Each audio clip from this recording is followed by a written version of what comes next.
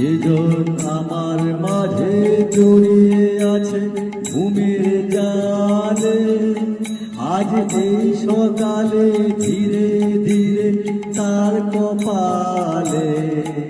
এই করুণ আলোর সোনার কাঠি ছুঁয়ে দাও।